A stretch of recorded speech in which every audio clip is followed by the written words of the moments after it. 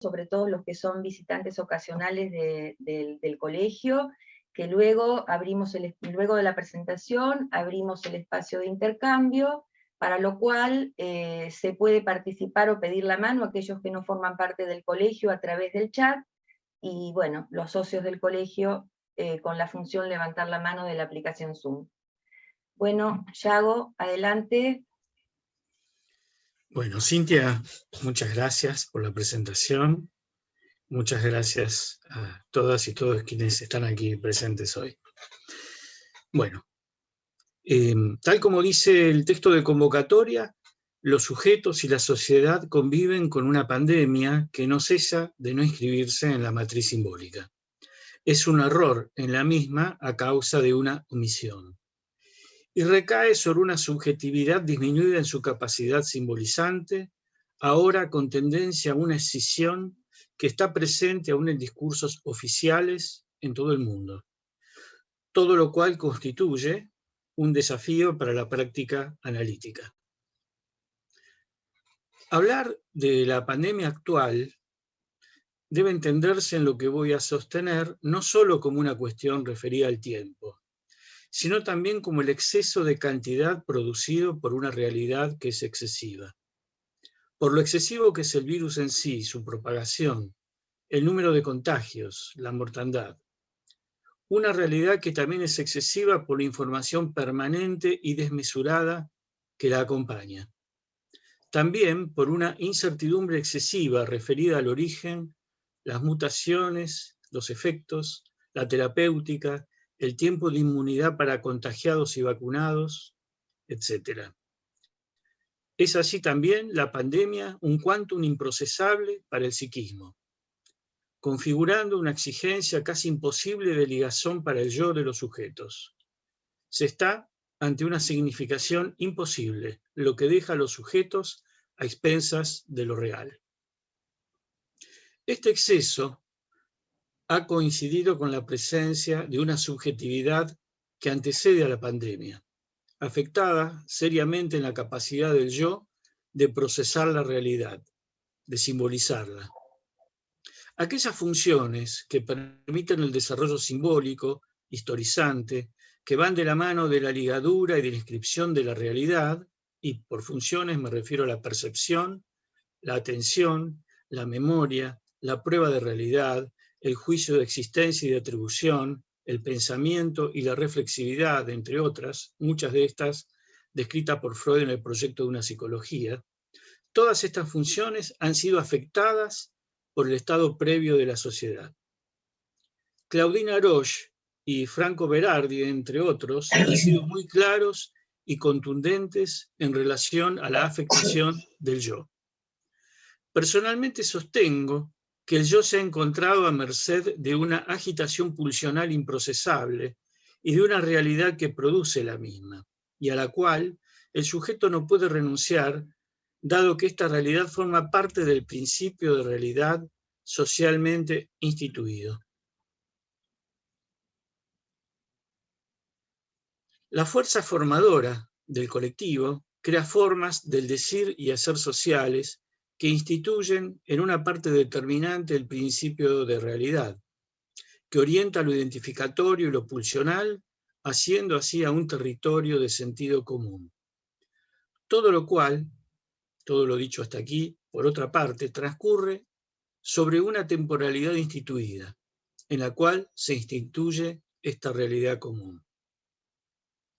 El tiempo es una de las instituciones centrales de una sociedad, sea el tiempo de Dios, de la madre naturaleza o de la producción y consumo.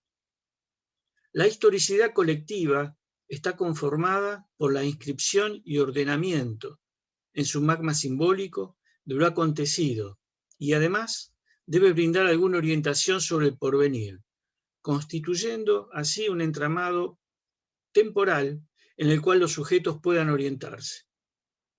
Es a partir del discurso del otro, que es también una creación colectiva, y que siempre está dominado por la significación central de la sociedad en cuestión, es a partir de este discurso que se inscribe la historia. No solo la historia, también el presente, lo que existe de acuerdo al principio de realidad. Lo no inscripto del presente no lo hará tampoco en el entramado de la historia. La aceleración de la temporalidad, presente desde hace varias décadas, obstaculiza el proceso de historización del colectivo, afectando al psiquismo de los sujetos. El procesamiento de los eventos sociales e individuales puede verse imposibilitado. Ya lo advertía Walter Benjamin hace un siglo. El cúmulo de aconteceres cotidianos era algo intraducible para el sujeto, imposibilitado de capturar la experiencia e impedido a su vez de la transmisión de la misma. Dicha transmisión de la experiencia hace al proceso de historización. Lo que Benjamin no podía saber era que la temporalidad iría acelerándose más y más a lo largo del siglo. Esta aceleración del tiempo, profundizada por la vida digital, ha terminado produciendo en estas últimas décadas lo que pienso que es un trastorno de déficit de atención colectivo, lo cual ha incidido con la aparición y el desarrollo de la pandemia. Hay entonces, de esta manera, en esta dificultad de la historización, una dimensión no visible del tiempo, sea por estar reprimida, renegada, forcluida, no incorporada, que martillea la vida con reminiscencias o ausencias y pulsa guiando nuestros destinos a nuestras espaldas. Para Freud, los pueblos, las histerias y la psicosis padecían de reminiscencias, aún procediendo las mismas de accidentes muy diferentes. En el Moisés, Freud es terminante, un crimen de origen reprimido, olvidado, por lo tanto, lleva al pueblo judío a sufrir todo tipo de padecimientos. Esta falla, este desgarro en la historización, es lo que entiendo que hoy padecemos, ya que no lograron inscribirse los anuncios de la inevitable aparición de una pandemia. Y eso, no incorporado al discurso del conjunto, desata lo que he denominado como tragedia, que empuja a una transfiguración tanto individual como colectiva, una alteración de figuras psíquicas y colectivas. Y esto, que yo había señalado en el colegio hace ya un año, ha seguido desarrollándose hasta ahora como una falla en el registro de la realidad, de su inscripción, pero también como un trastorno de la temporalidad. Es en La Tempestad, obra de Shakespeare, donde éste pone en boca de su protagonista, Próspero, una enigmática frase que tiene lugar en la escena segunda del acto primero. Próspero, exiliado y náufrago, junto a su hija Miranda, en la isla en la cual vivían Calibán y su madre, la bruja Sícorax, se sorprende cuando oye que Miranda recuerda todavía fragmentos de su vida pasada. Miranda tenía 3 años cuando cayó víctima del naufragio del buque en el cual fueron desterrados por Antonio, el hermano de Próspero. Así es que Próspero, en un momento en el cual decide, luego de bastante tiempo, contarle la historia de cómo llegaron a la isla, le pregunta a Miranda: ¿te acuerdas de antes que viviéramos en esta cueva?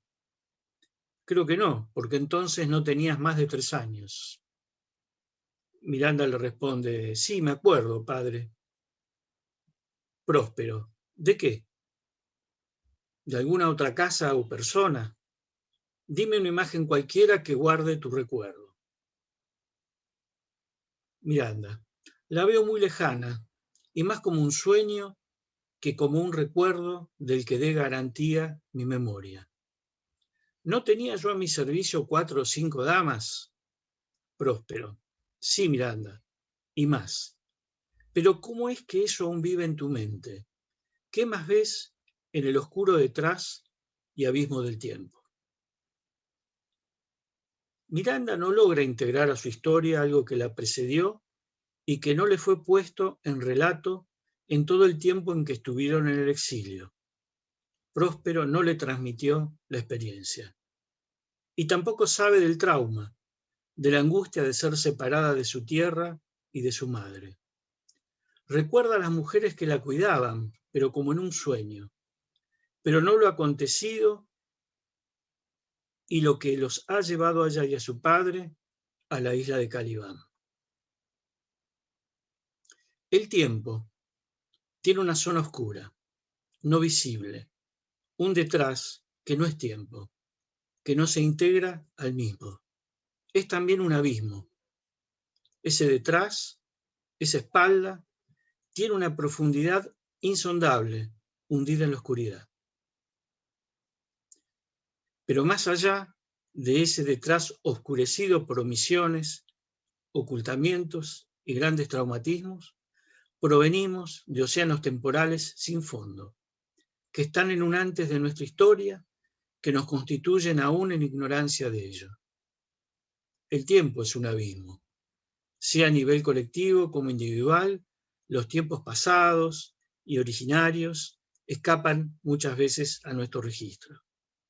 Por otra parte, la flecha del tiempo tiene la existencia de mínimas certezas sobre el porvenir, algo que sostiene a la subjetividad junto con la zona luminosa del tiempo.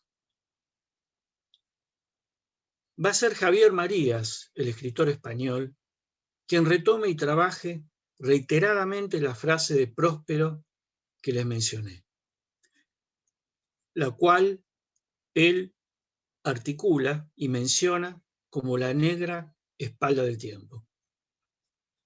Para él, para Marías, se trata, y lo cito, del revés del tiempo, su negra espalda, su vuelco. Y lo relaciona Marías con los versos de Manrique. Pues si vemos lo presente, como en un punto es ido y acabado, si juzgamos sabiamente, daremos lo no venido por pasado. Lo repito. Pues si vemos lo presente, como en un punto es ido y acabado, si juzgamos sabiamente, daremos lo no venido por pasado. Para Marías, lo no venido es lo no llegado, lo no sucedido, lo no existido. Y se pregunta, ¿será lo que no viene y es pasado lo que discurría por aquella negra espalda y abismo que definiera Shakespeare?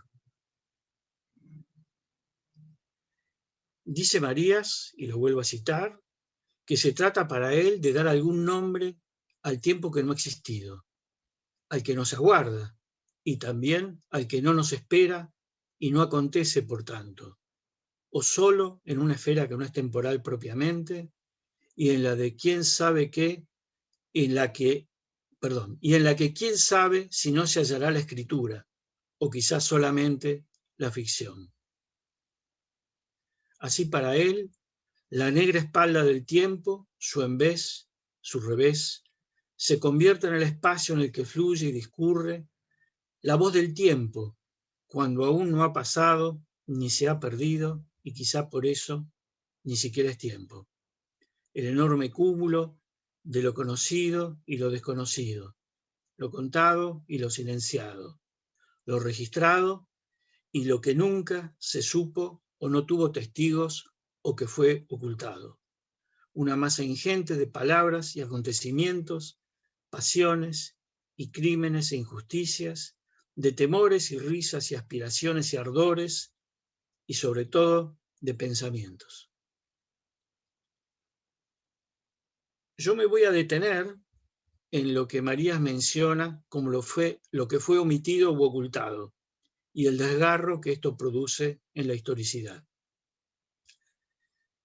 Tomás Nevinson, el esposo de Berta Isla se titula un libro de Marías. Tomás Nevinson ha sido reclutado, capturado bajo amenaza por los servicios secretos del Reino Unido mediante una trampa. Una trampa que éste desconoce. Los indicios de la misma serán recuperados en un tardío a posteriori. Su percepción de lo que ocurrió en ese momento no le resultó posible. No pudo incorporarlo debido a la astuta maniobra de quienes estaban ante él. Lo que percibió no pudo ser significado. Es sobre el final de la novela que Tomás podrá recuperar, construir ese momento excluido de su historia, algo que le fue ocultado y omitido, y ante lo cual él no estaba en condiciones de poder dar juicio de existencia y atribución.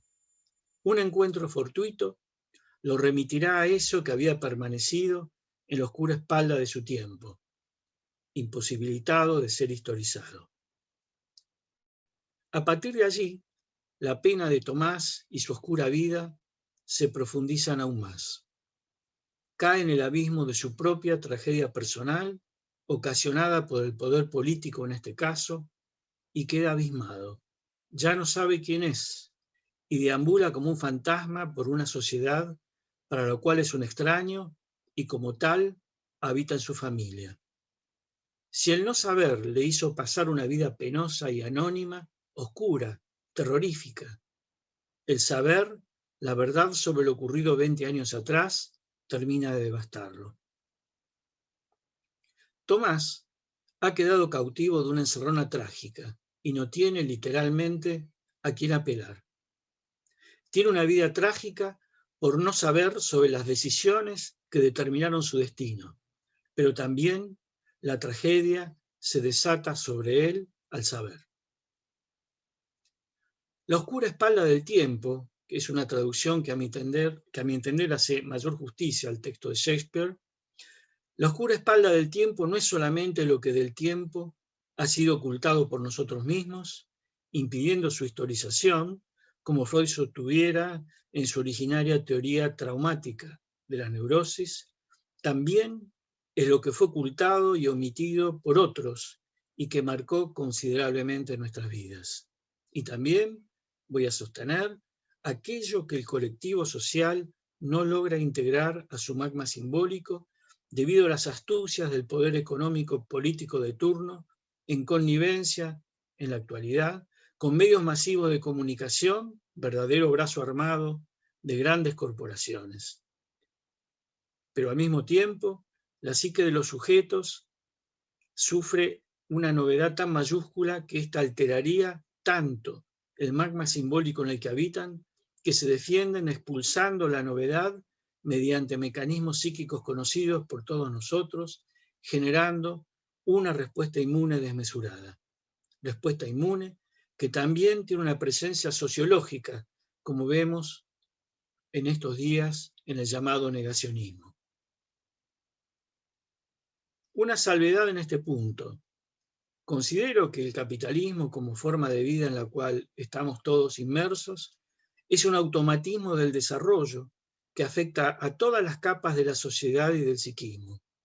Sería más sencillo si solo fuera la voluntad del poder ocultar o distorsionar percepciones de la realidad y sus consecuencias. Eso es solo la parte visible, lo que está en la superficie.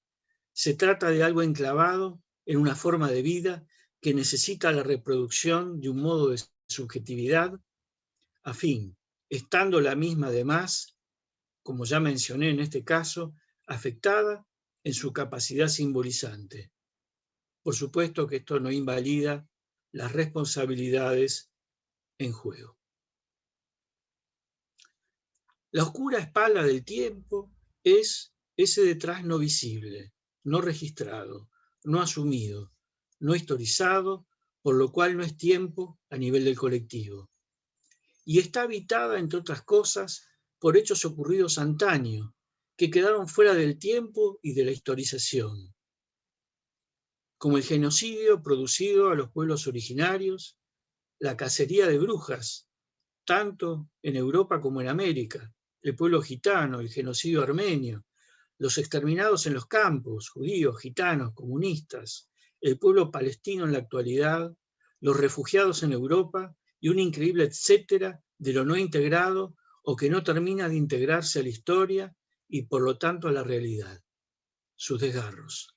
Todo aquello que no cesa de no inscribirse. La peste actual, por su contemporaneidad y el quantum que produce, como decía al principio, La peste actual se encuentra por fuera del tiempo.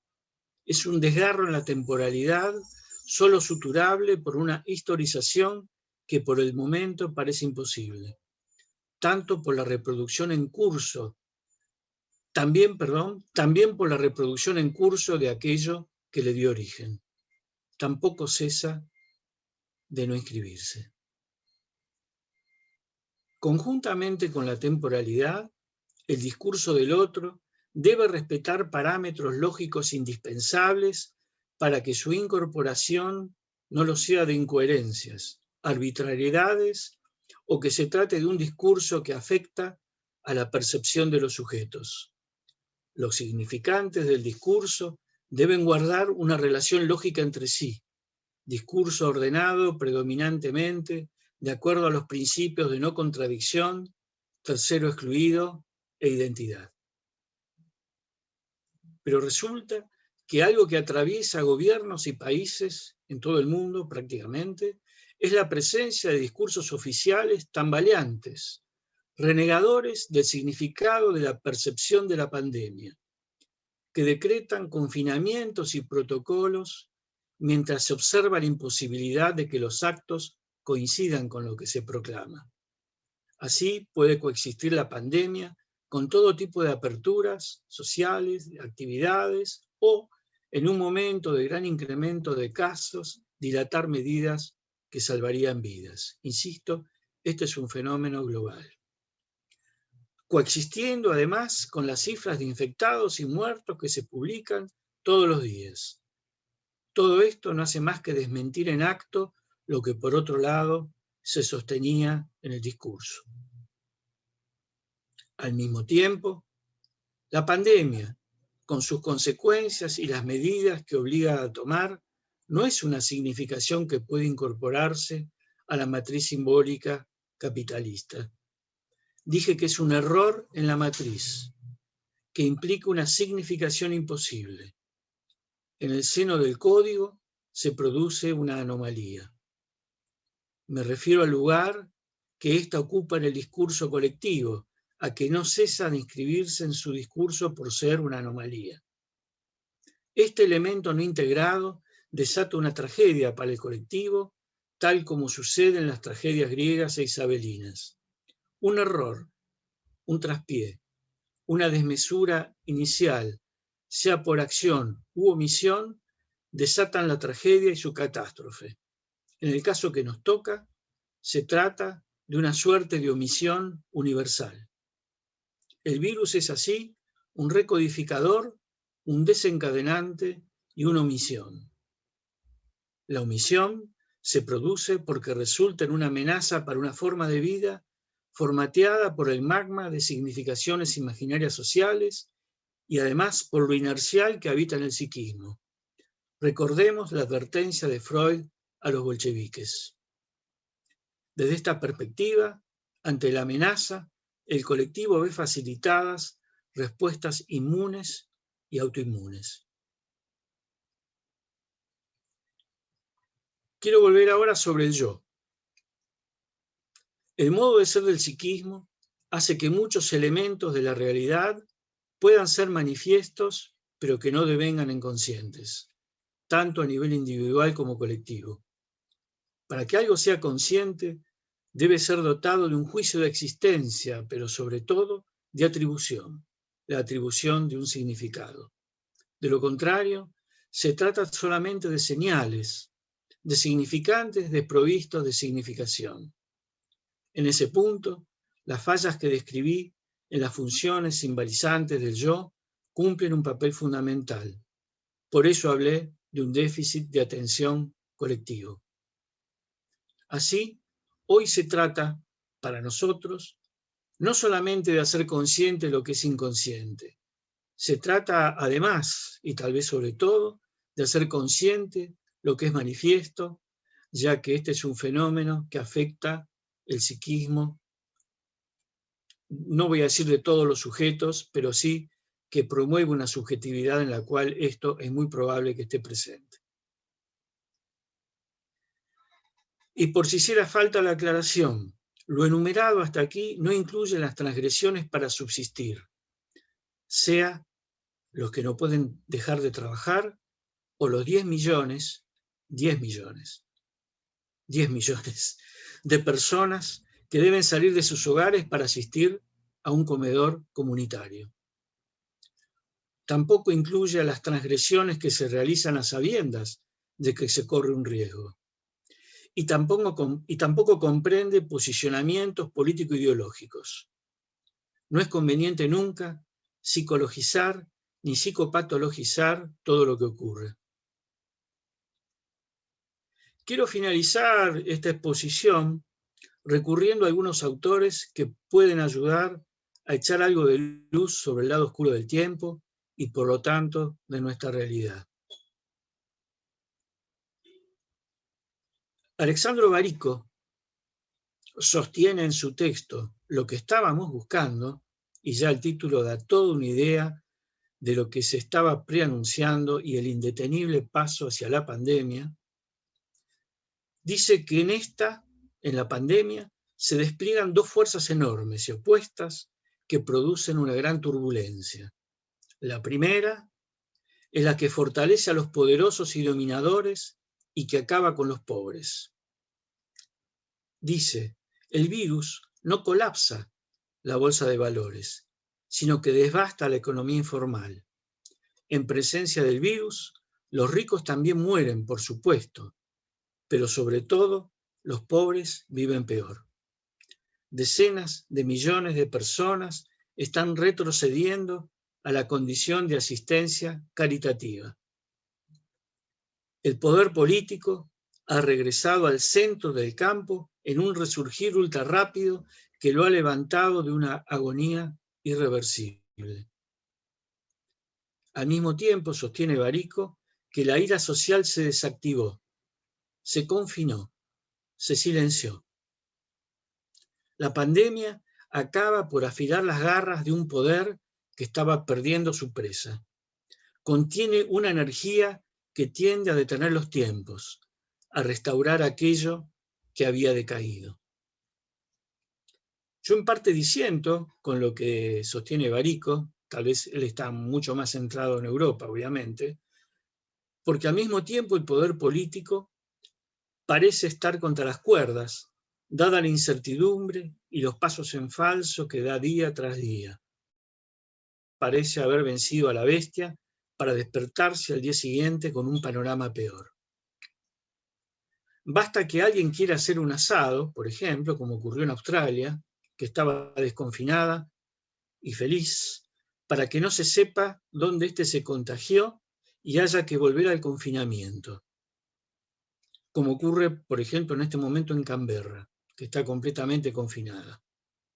O también en Vietnam, en estos días, o países como Chile, que se jacta de haber vacunado el 40% de la población, al mismo tiempo que desborda de contagios y muerte. Ocurre que lo que no cesa de no escribirse es mortífero por eso mismo. Barico dice que la segunda fuerza le quita un latido a las pulsaciones del poder. Suspende durante un tiempo la secuencia lógica que hacía que cualquier mundo diferente a este pareciera imposible, excavando una apnea en el sistema.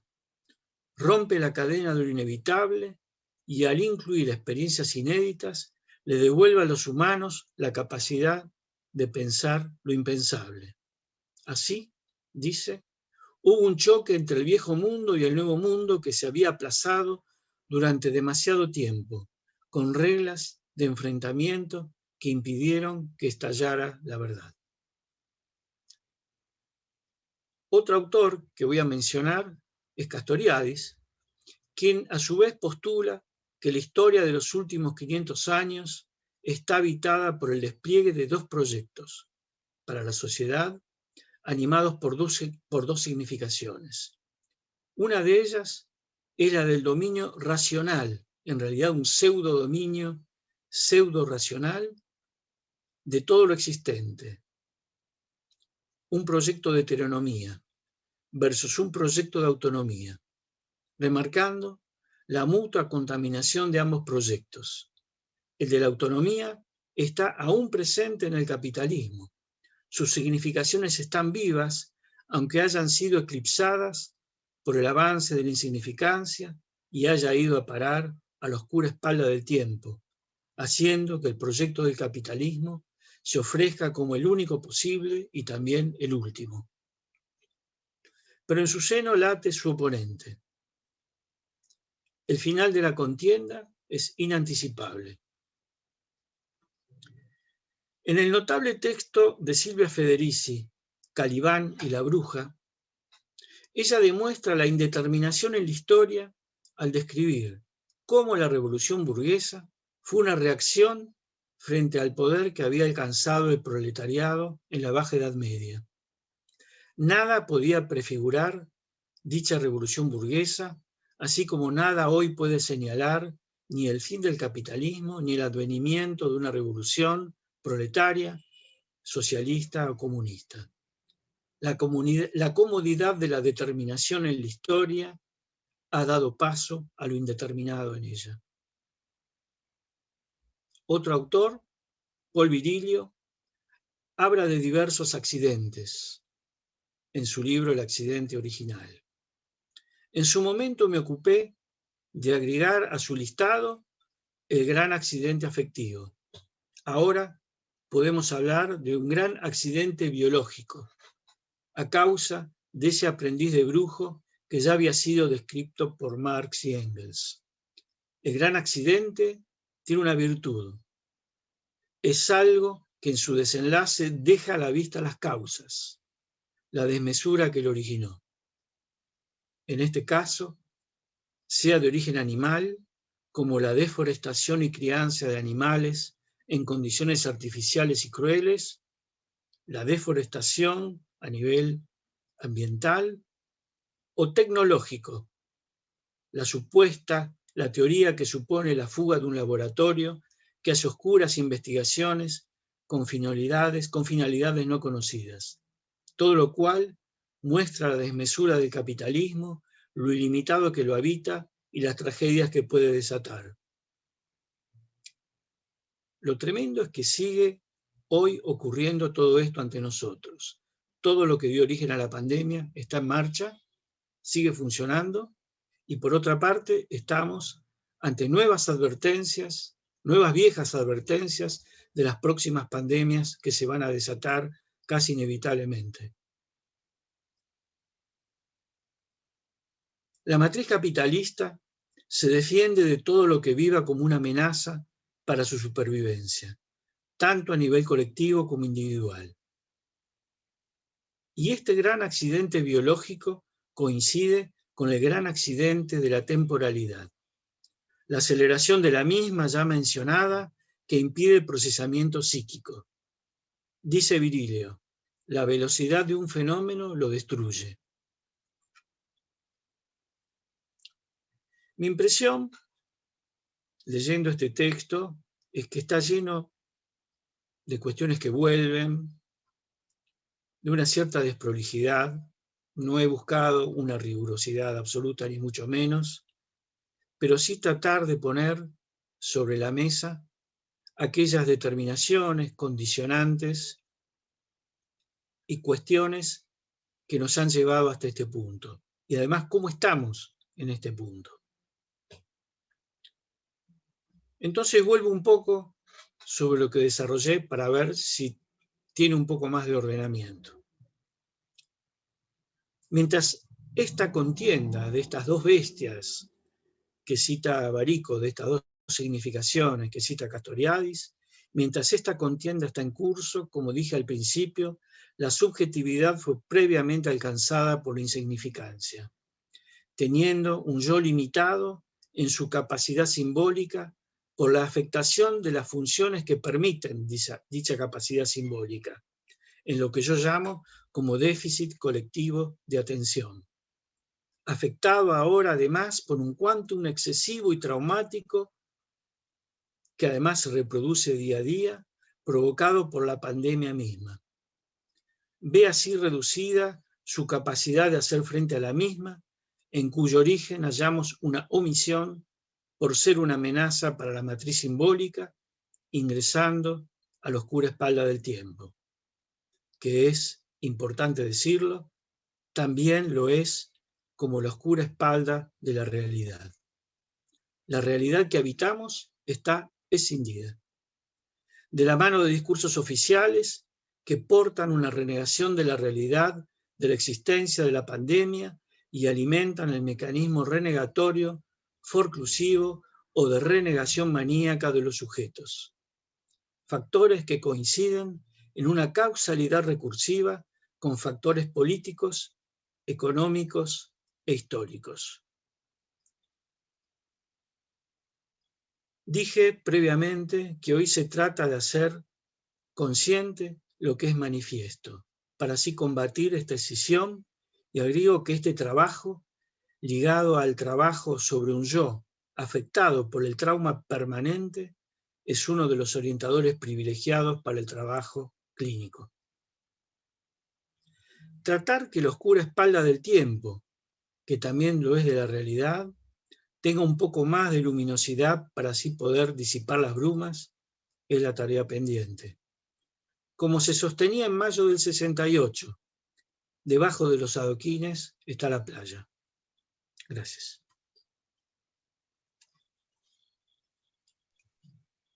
Bueno, gracias a vos, Yago, por este trabajo complejo, profundo. Vamos a dar lugar al intercambio, así que pueden ir proponiendo sus intervenciones.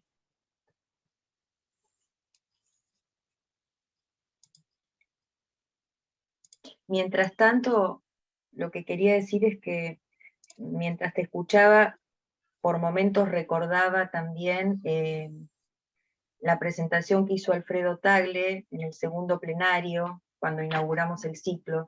Me parece que tiene algunos puntos de contacto.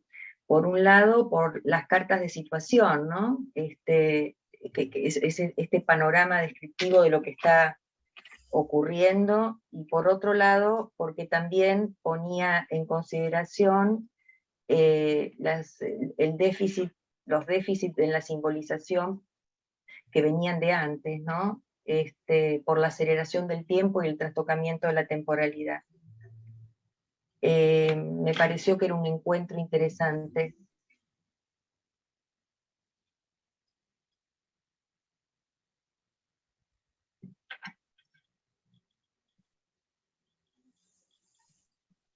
Y después están estas ideas fuertes de tu trabajo, como el trastorno colectivo en el déficit de atención, la omisión universal, ¿no?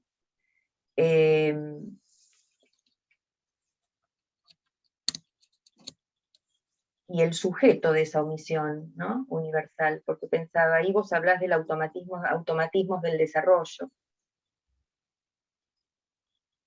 o de la matriz capitalista, en fin. Sí, me interesa sobre todo tratar de evitar toda linealidad explicativa, ¿no? Sino abonar a la complejidad en la cual estamos. Porque estamos invadidos, además, por eso hincapié también en la subjetividad previa, ¿no? Sí. Estamos atravesados por una simplificación del pensamiento, una ausencia mayúscula de la reflexividad. Entonces, esto lo podemos observar claramente en los binarismos que están en juego todo el tiempo. ¿Es una cosa o es la otra? ¿Es una causa, ¿no?, que genera esta otra cuestión, ¿no? Y se perdió, entiendo yo, la posibilidad de pensar realmente desde un paradigma más complejo. En la medida en que se pierde esa posibilidad, todo pensamiento se vuelve paranoico, ¿sí? Hay un mal ahí, ¿no? Porque yo hago mucho hincapié en el capitalismo, por ejemplo, pero no lo sitúo exclusivamente como siendo responsable de esto, más allá de la inscripción que tiene en cada sujeto y de cómo esto es sostenido en el psiquismo por los sujetos, ¿no? Por eso hablo de un empobrecimiento de la subjetividad que no es que alguien se propuso alguna vez empobrecer el funcionamiento psíquico. Claro. Esto no es así. Esto es como una enorme ola, ¿sí? A la cual hemos todos contribuido y que nos ha hecho llegar hasta este punto. Cuando hago hincapié en que hubo un sinnúmero de advertencias de que iba a haber una pandemia, y yo insisto mucho en ese punto porque me parece lo que a mí más perplejidad me ha causado en todo esto.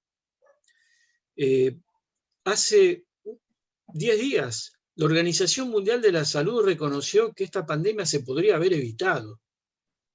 Estaba todo dado para evitarla.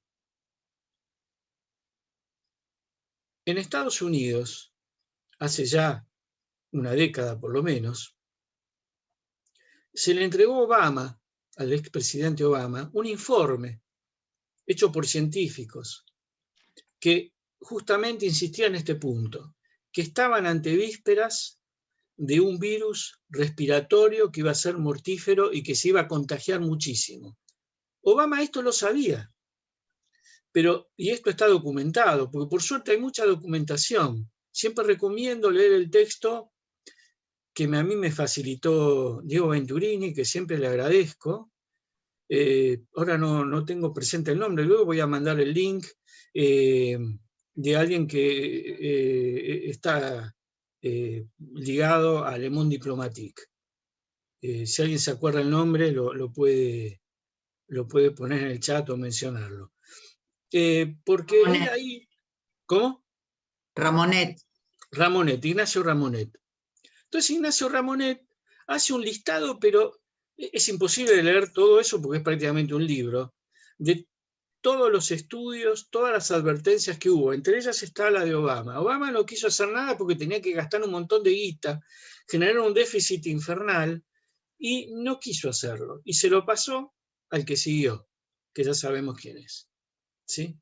Entonces, pero de esto no estaba solamente advertido Obama. Yo no creo que haya habido un solo gobierno en el mundo que no supiera que estábamos ante esto. Y las causas que han originado esto se continúan. La deforestación continúa, la crianza de animales en condiciones aberrantes y con todo tipo de elementos químicos sigue adelante. Obviamente el cambio climático se continúa y no se hace mucho para evitarlo. Todas las causas están ahí hoy en día funcionando, pero es como si no estuvieran. Todos continuamos con nuestras vidas. Por eso digo, acá hay una subjetividad escindida, ¿no? A ver, tenemos los grupos anti-cuarentena, anti-vacuna, ¿sí? Que se reúnen. No tenemos grupos que funcionen en un sentido contrario. ¿Sí? No han habido movilizaciones para sostener los confinamientos, ¿no? No han habido movimientos para defender la vacunación. Las cosas transcurren ante nosotros de un modo escindido y todo sigue funcionando como si todo esto no hubiera pasado. Más allá de esto, cuando yo hago hincapié en la subjetividad que ya viene desde hace décadas, es para decir que, bueno, de paso lo respondo a Dani, que está ahí, Dani Sluke, que está preguntando.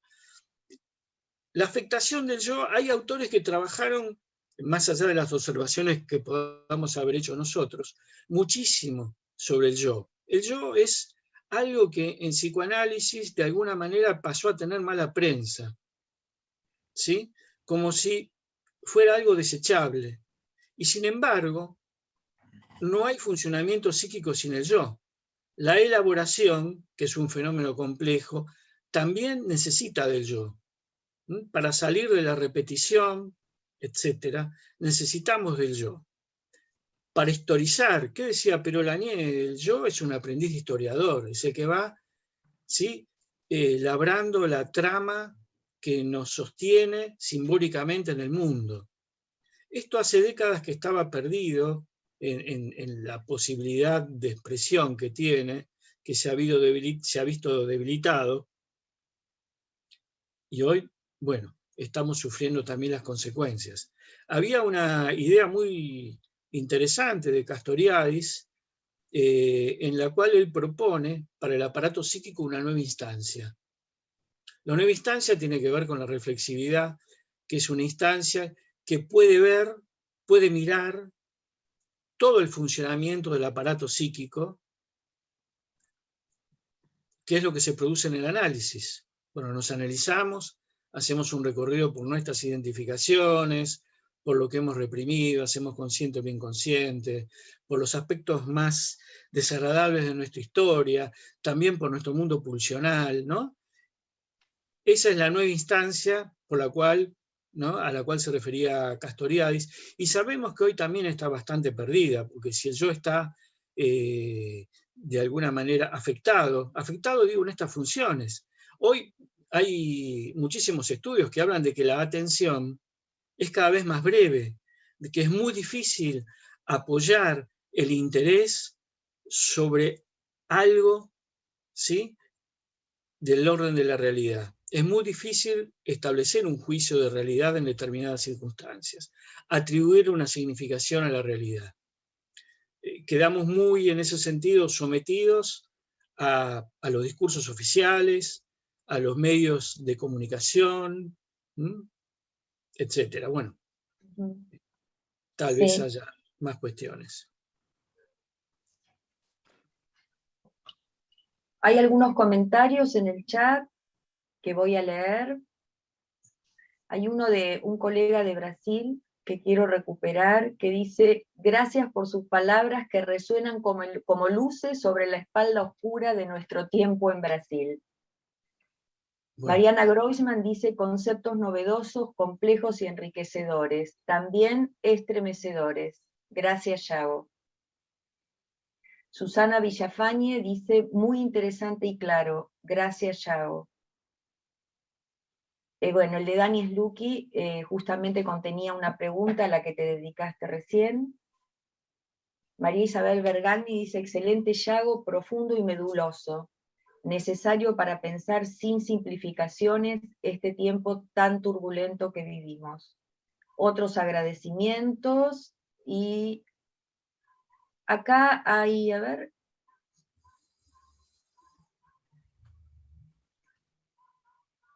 hay una película, aquí dice Mirta Alvarado, hay una peli, Contagio, del año 2011, es verdad, anticipatoria total de este virus y el supuesto origen del mismo. ¿Cómo ves esto? No sé si viste la película ya. No, pero sé de qué se trata. He leído muchos comentarios. No es novedad que hay una mirada anticipatoria en la literatura, en el cine, sobre lo que va a acontecer. Y lamentablemente casi nunca se equivocan, ¿no? Espero que se equivoquen con lo de los muertos vivos y todo eso, que es bastante desagradable. No me gustaría que me corra algún señor o señora por la calle para comerse mi cerebro. Pero en general no la pifian, porque la ciencia ficción, porque son todas películas de ciencia ficción o de anticipación, lo que suelen hacer es, en ese sentido, como no padecen de un déficit de atención, están muy atentos a lo que la realidad muestra. Entonces, ven algo que está ahí presente, ¿no?, que aparece en algunos papers, porque todo el mundo lee papers, obviamente, y entonces eso lo extienden al futuro, ¿no?, y hacen de eso la lógica del futuro. Hacen de eso un acontecimiento que va a ocurrir porque están todas las condiciones dadas para que eso suceda. Si existió un Chernobyl, por ejemplo, ¿cómo no se va a pensar en un futuro apocalíptico nuclear? Es una de las cosas que trata Virilio, por otra parte, ¿sí?, el gran accidente nuclear. Si se está destruyendo el ambiente en el cual vivimos, ¿cómo no va a haber una producción literaria, cinematográfica, sobre un futuro apocalíptico donde el mundo está destruido en su naturaleza, ¿no? Si hay cosas raras que se hacen en los laboratorios, ¿no?, como aparece ahora, nos enteramos que además del laboratorio de Wuhan, hay un montón de laboratorios en el mundo donde se hacen experimentos de los cuales nadie da cuenta, ¿no? Nos dicen, sí, ahí se estaba trabajando, produciendo virus o tomando virus ya conocidos y haciéndolo más peligroso para ver cómo se resuelven. Yo no sé si alguien puede creer en eso, o no está a las claras que son todos experimentos para una posible ¿Me guerra traes un poquito de bacteriológica. vino? ¿Cómo? Bueno, Magda, podés cerrar tu nada. micrófono. ¿No? Como, ¿cómo no va a haber un desarrollo de películas o de literatura de guerras bacteriológicas? Eso es lo que va sucediendo. Entonces, lo de esta película, la verdad, no es algo llamativo, ¿no? Aunque nos impacta porque además es algo que estamos viviendo ahora. Si dentro de 10 años, ojalá nunca ocurra, hubiera una guerra bacteriológica, dirían, uy, mirá esta película, cómo anticipó que iba a haber una guerra bacteriológica, etcétera, etcétera. Pero lo que hacen es poner la mirada ahí donde nadie la está poniendo. Y eso es lo que a mí me llama la atención, ¿no? Valga la redundancia. Bueno, Carlos Busetti quiere intervenir. Adelante, Carlos. Bueno, Yago, te agradezco realmente el trabajo, me parece de un interés muy profundo y diverso. Yo me detuve básicamente en la cuestión de la omisión universal. Primero, me parece que vos citás a Benjamin, me parece que ahí hay una clave para pensar todo esto, como vos bien lo señalás, ¿no? Porque la idea de Benjamin es que solamente se puede hacer experiencia narrando. Y eso exige una temporalidad serena, una temporalidad extendida para que se desarrolle la narración. Esa es la única forma de hacer de una vivencia traumática experiencia. Todo esto es discutible y se ha discutido mucho en relación a la experiencia de los campos, ¿no? Con los grandes escritores que se bifurcaron en esto, ¿no? Primo Levi, que escribió enseguida, y Jorge Semprún, que demoró 20 años en hablar de eso, narrar algo para hacer experiencia de eso, si es que se puede hacer de eso experiencia, ¿no? Pero entonces vos planteás la cuestión de una omisión universal, pero me parece que allí se agrupan una enorme cantidad de procesos, diferentes todos ellos, porque la omisión universal puede ser, como en el caso de la novela de Marías, el efecto de un trabajo del Estado, de una intención, de un complot absolutamente orquestado. La teoría del virus de Wuhan totalmente manipulado y lanzado, anda a saber con qué aviesa intención. Me parece que todas estas versiones paranoicas son una defensa contra la incertidumbre, no sé si aplico bien aquí el término, la insignificancia. Me parece que, como vos lo señalas también, es mucho más tranquilizador pensar que hay algún guasón, algún malo, o alguna corporación o alguna cosa que los hay sin ninguna duda. Pero creo que eso no alcanza, me parece, para determinar, como vos lo señalás, semejante accidente. Me parece que haya una aviesa intención de algún grupo, corporación, laboratorio, qué sé yo, lo que sea, para producir determinado efecto, no hace que ese efecto se produzca semejante crisis subjetiva, ¿no? Semejante arrasamiento subjetivo, como vos planteás en el trabajo. Me parece que hay omisiones y omisiones. Cuando vos decís que la omisión universal esta de la que se trata tiene que ver con una lógica propia del capitalismo, ahí la gente se dibuja un poco y pensamos que hay una dinámica que escapa completamente al control de cualquiera. Quizás Internet es un buen ejemplo de esto, de cómo se puede manipular, pero al mismo tiempo cómo no se puede manipular, ¿no? Entonces, yo me preguntaba si efectivamente esa oscura espalda del tiempo, primero que me parece hermoso que hayas hecho ese recorrido poético por la literatura, ¿no? Esa oscura espalda del tiempo no es consustancial a la cultura. No hay siempre una oscura espalda del tiempo, no hay siempre algo no historizable. Benjamin pone el eje en la Primera Guerra Mundial, ¿no? Los que volvían de la guerra no podían hablar. Hay un viraje en ese momento, ¿verdad?, de la historia. Quizás este sea otro viraje de la historia, pero me pregunto, ¿no es que en todos los momentos de la historia hay una oscura espalda del tiempo? Te dejo esa pregunta como... lo asocié con el título de uno de tus libros, ¿no? Más allá del malestar en la cultura. ¿Qué relación hay entre estas cosas, ¿no?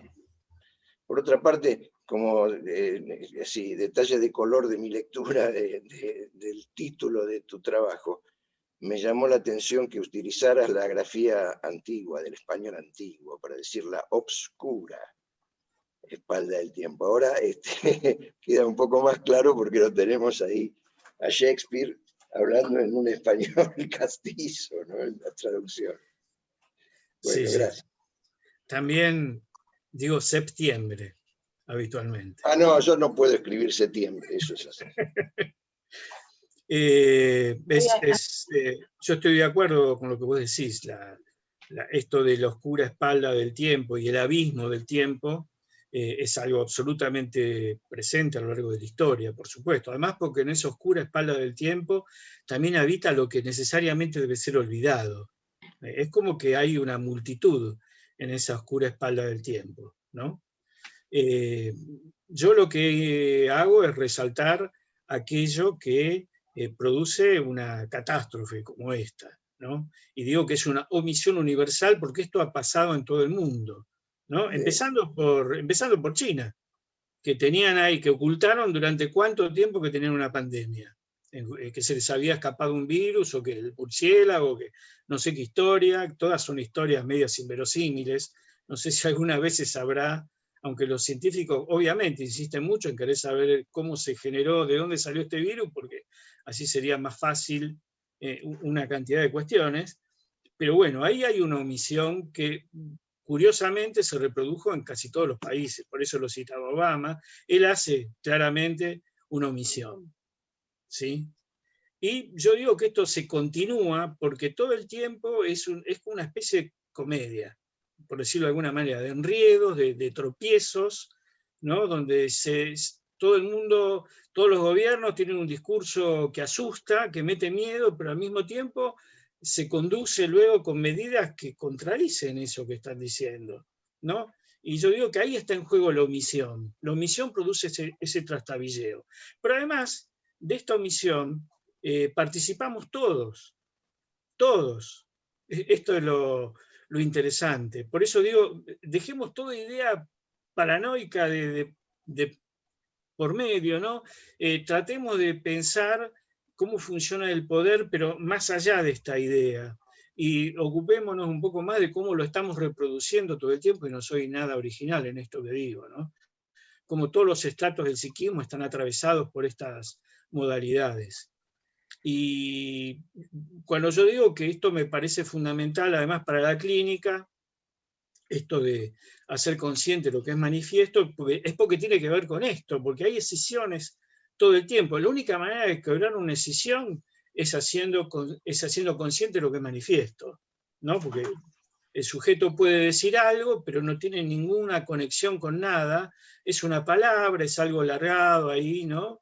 Y bueno, en esto participamos todos, no solamente porque podemos hacerlo, porque tenemos el mecanismo renegatorio muy presente, sino porque ya desde los discursos oficiales, tal vez ahora más que nunca se vea cómo esto puede estar instalado, ¿no? Cómo la renegación puede estar en un discurso gubernamental. Eso a mí me parece muy importante, y lo que esto desata en los sujetos. Y además como fenómeno universal, bueno, volveríamos a la omisión universal, ¿no? Voy a hacer una lectura de acá un comentario de Mariana Wilkinski que tiene que ver con hacer consciente lo manifiesto. Dice, es muy interesante pensar la cuestión de hacer consciente lo manifiesto. Lo manifiesto es finalmente tan vertiginoso que no alcanza a inscribirse. La hiperconectividad que nos obliga a deslizarnos de un contenido a otro incesantemente no ofrece oportunidad de inscripción representacional ni construcción de experiencias. Esto es lo que comenta Mariana. Yo quería agregar esto que escuchando tu trabajo y sobre la omisión universal y además sobre la cuestión de este estado de situación en el psiquismo, digamos, más allá de la omisión universal, sino como un efecto arrasador, digamos, que no tiene un sujeto que lo causa, ¿no? Sino que es consecuencia de todo un avance. No sé, me gustó cuando vos decís automatismos del desarrollo, o sobre todo subrayar la cuestión de el automatismo, digamos, como algo que causa más allá de poder controlarlo o de estar bajo nuestro dominio, ¿no? Pregunta Claudia Arín, nuestra clínica... Espera un poquito, porque, a ver, lo del automatismo es muy importante, porque habla de la pulsión, ni más ni menos, ¿sí? Es algo que insiste, que se repite, que se descarga, ¿no? Y estamos muy llenos de eso. En esto que dice Mariana es fundamental. La velocidad de la cual vivimos impide la inscripción. No hay, también lo dice Franco Berardi, ¿no? El formateo de los aparatos electrónicos, de la vida digital, es absolutamente diferente del formateo de nuestro psiquismo. Él habla de nuestro cerebro. El cerebro no puede procesar esto, el psiquismo menos, ¿no? Es como que es una experiencia devastadora que hace, yo me acuerdo que en muchos lugares yo preguntaba, a ver, ¿quién se acordaba de lo que había hecho la semana pasada el mismo día? Nadie se acordaba de nada, yo tampoco. Pero más me preocupó cuando yo le preguntaba a mis hijas y me decían exactamente lo mismo, que no se podían acordar. A ver, el sábado pasado yo, porque la experiencia se va, digamos, acortando, se va viendo impedida, esto que decía Carlos. Entonces, ¿cómo se va a transmitir si la experiencia no se puede realizar? ¿No? Y estamos, bueno, en esta cuestión laberíntica, ¿no? ¿Cómo salimos de esto? Es la gran pregunta. Bueno, acá Claudia Arín dice, ¿nuestra clínica podría colaborar en la sutura renegatoria colectiva?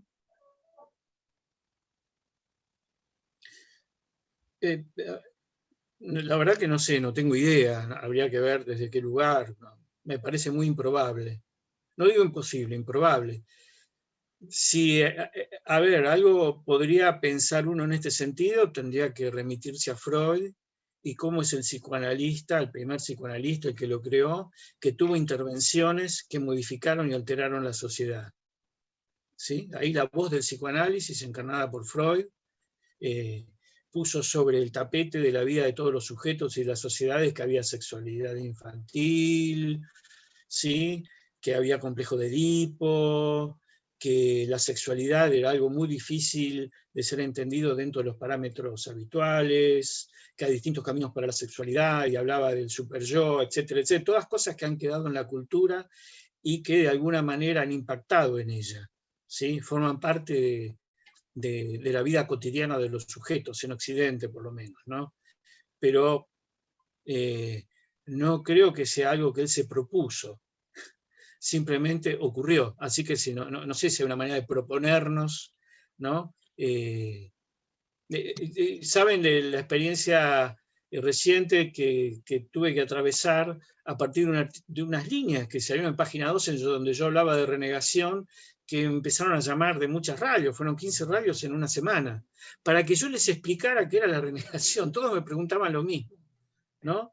Y a mí me resultó interesante, porque no es tan difícil de transmitir esa idea y generaba mucho impacto, ¿no? Generaba mucho impacto esto de, bueno, somos sujetos que estamos escindidos, hay cosas de la realidad que vemos y al mismo tiempo no vemos, ¿no? Esto generaba, pero bueno, es una microexperiencia que no creo que haya producido ningún efecto en nadie, la verdad, no puedo ser muy optimista al respecto.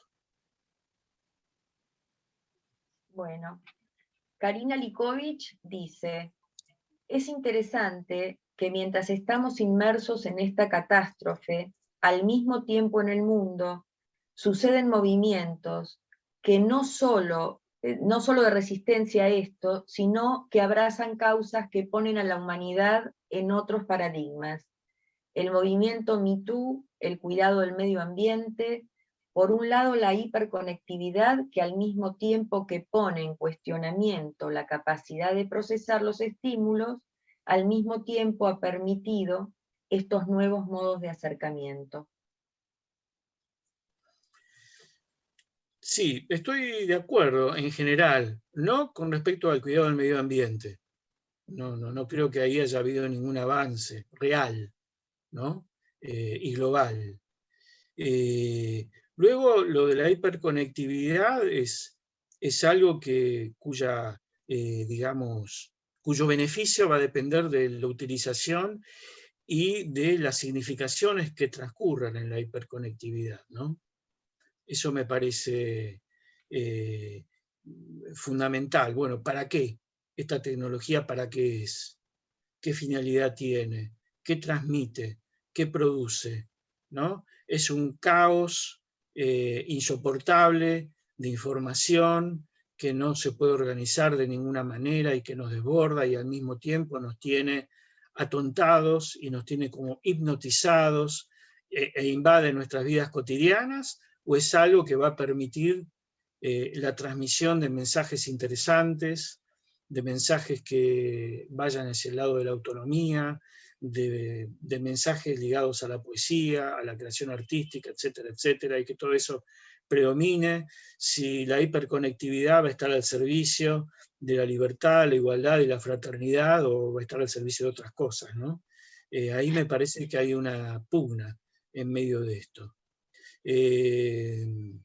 Sí, por supuesto que el movimiento Me Too es importante, así como bueno, todo lo que tiene que ver con Ni Una Menos, ¿no? Diría sobre todo eso, es de radical importancia. Yo ahí recomiendo siempre la lectura en relación a este punto del libro de Silvia Federici, a quien ya mencioné, porque todo el desarrollo que ella hace de la mujer en la Edad Media es, yo diría, a esta altura fundamental de ser tomado en toda la profundidad que tiene, así como ella rompe con toda teleología de la historia, es capaz de, siendo marxista, cuestionarlo a Marx muy bien, y es un libro apasionante.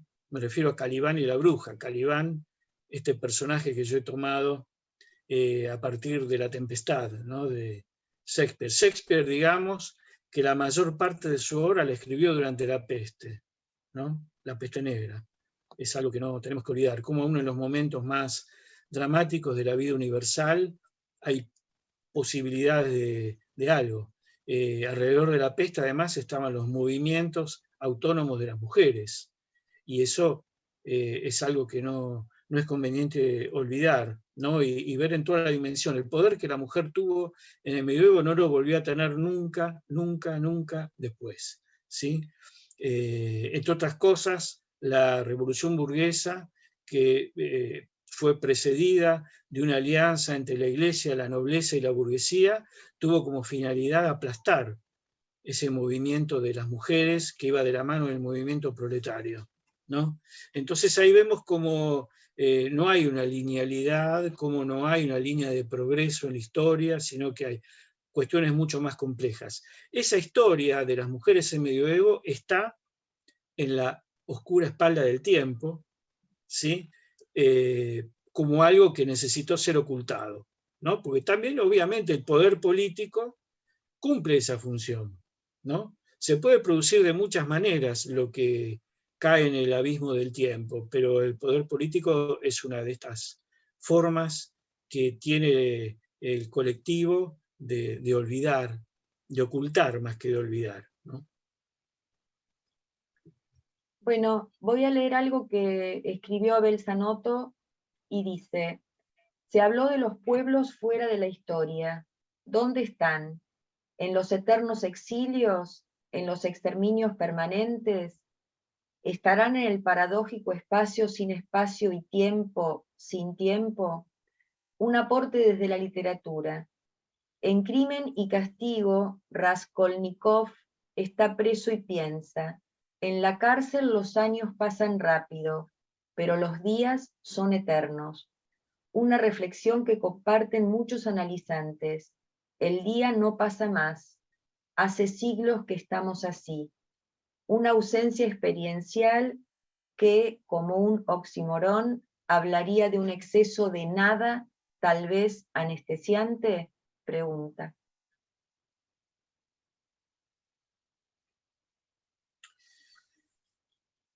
A ver, bueno, son muchas cosas, ¿no? Sobre los pueblos fuera de la historia, para mí uno de los ejemplos más claros es el del pueblo gitano, cuya historia es fascinante. Y para nosotros son sujetos inexistentes. Y viven entre nosotros, ¿no? Es una historia muy curiosa, paradojal. De hecho, les voy a decir algo que me enteré esta semana. Calibán es una palabra de origen gitano, ¿sí? Que se pronuncia de otra manera.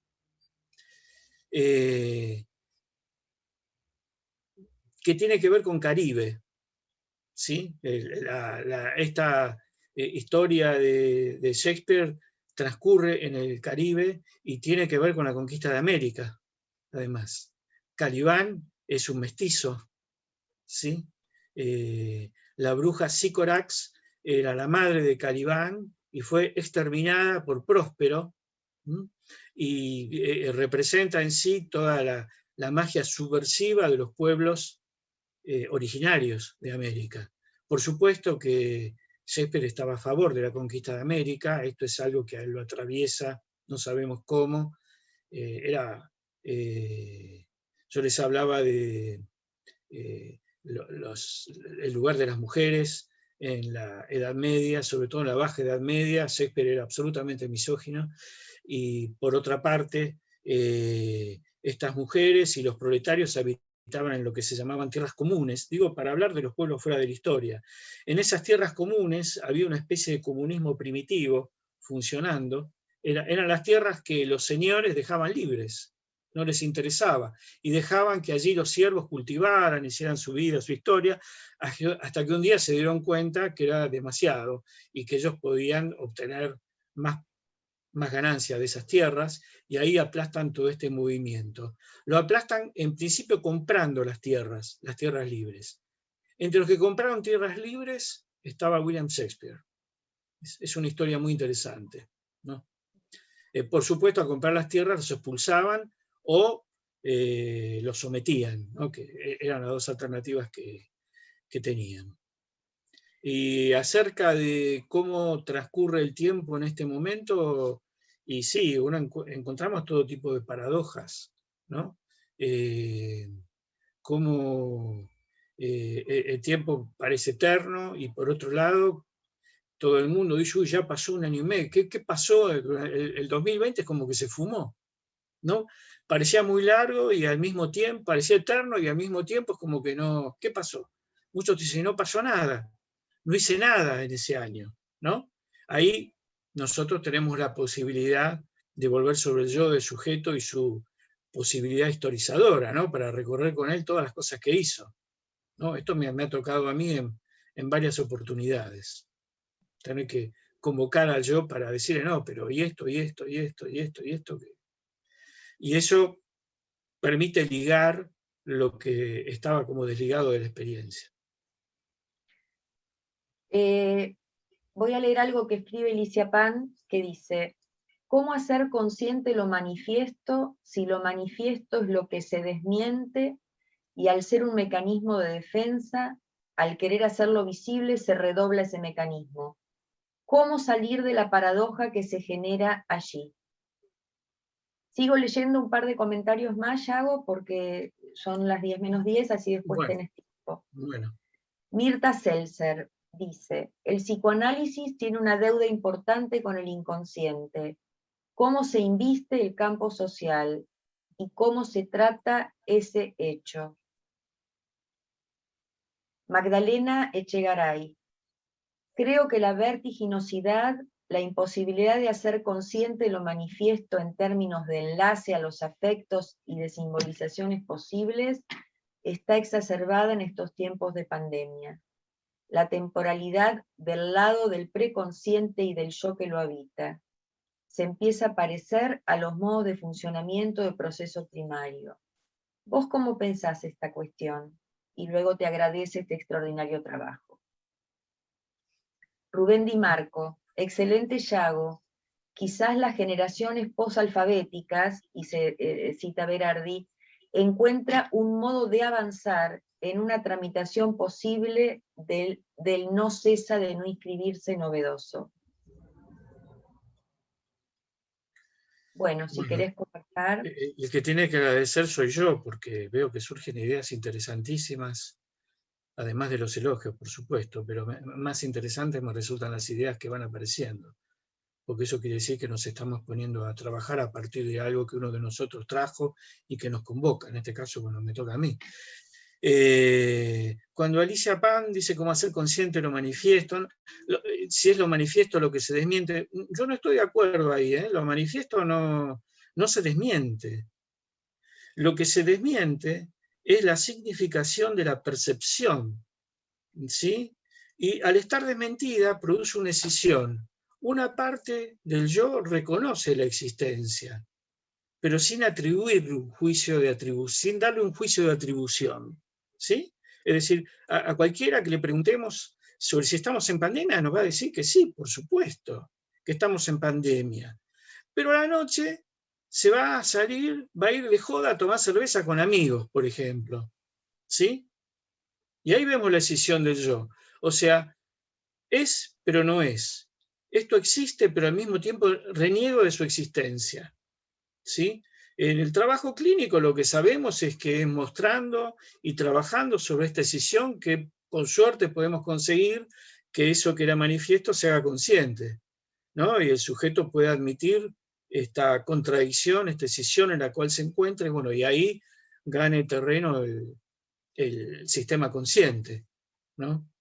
Pero bueno, vale la pena el trabajo sobre esta cuestión que planteas, Alicia, por supuesto.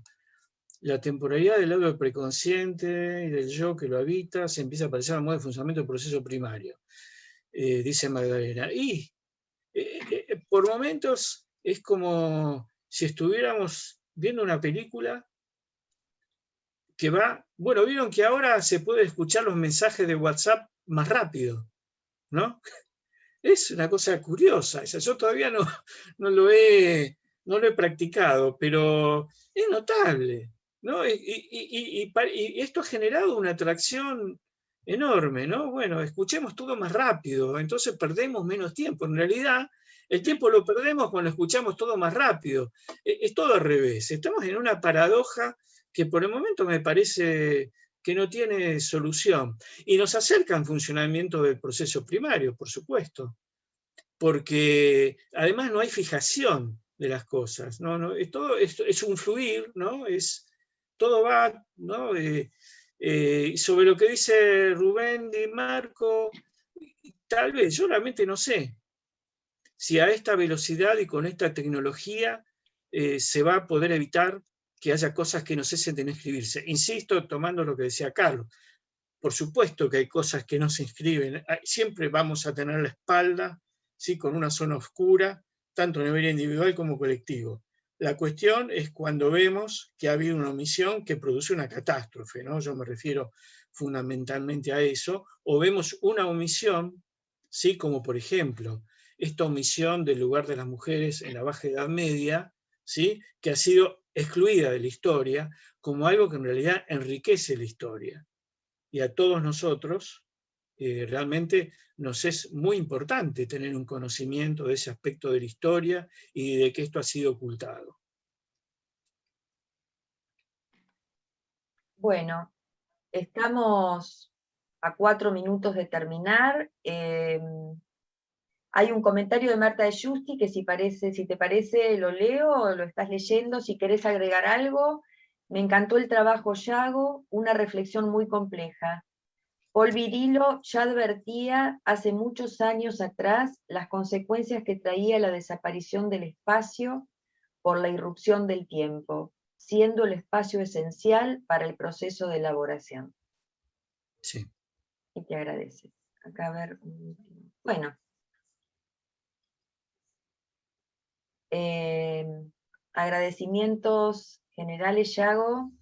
No sé si querés agregar algo más, o nos desmuteamos para aplaudirte y agradecerte esta noche. No, yo, en realidad, el que está súper agradecido soy yo, porque, bueno, hayan podido seguir un trabajo que hasta es complejo para mí, ¿no? Que hay cosas que tengo que seguir pensando y elaborando. Además, este es un trabajo que está ligado a otros trabajos, ¿no? Hay como links a otras cosas que no, era imposible de hacer presentes aquí, y que espero, bueno, que en un tiempo no muy lejano, como se decía cuando yo era chico de Pan American, en un tiempo no muy lejano nos llevará a la luna, que en un tiempo no muy lejano, bueno, esto cobre la forma de reunir estos textos y estas elaboraciones que han surgido en este tiempo. Un tiempo que yo, por otra parte, lo pienso como un tiempo interesantísimo, ¿no? Ahí tomaría lo de Virilio, pues dice que el gran accidente, ¿no?, deja al desnudo las causas que lo originaron. Y esto me parece una idea fantástica. Esta es la posibilidad que tenemos, si la podemos aprovechar o no, se verá. Así que yo, muchas gracias y hasta pronto. Bueno, aplaudimos a Yago entonces. Chau, Yago, gracias.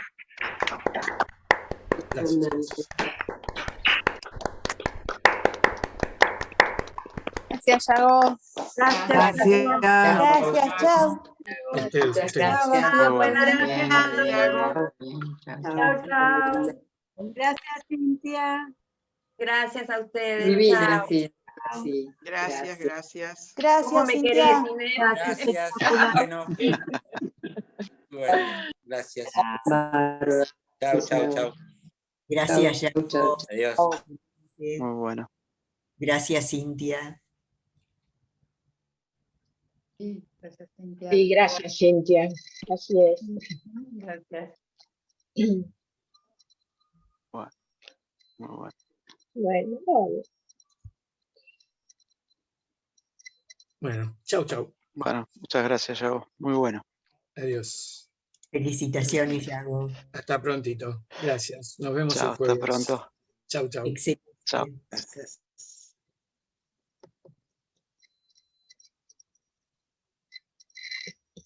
Chao a todos. Chao, Chao, chao. chao. No me fui de ahí. No puedo salir. Yo tampoco. Quiero salir y no puedo. No nos deja. ¿Qué pasa con esto? ¿Cómo haces vos para acá?